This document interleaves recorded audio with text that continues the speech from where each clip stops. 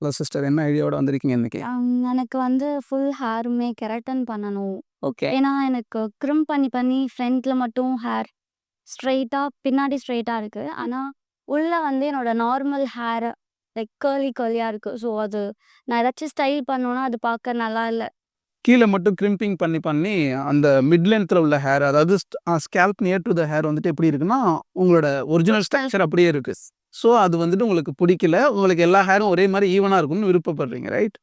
So பண்ணிக்கலாம். அதே மாதிரி ஃப்ரண்ட் சைடு வந்துட்டு கொஞ்சம் மேனேஜபிளாக இல்லை, ஹேரும் ஒரு மாதிரி அன்ஈவனாக இருக்குது ரெண்டு பக்கத்துமே. ஸோ அதுவும் சரி பண்ணலாம்.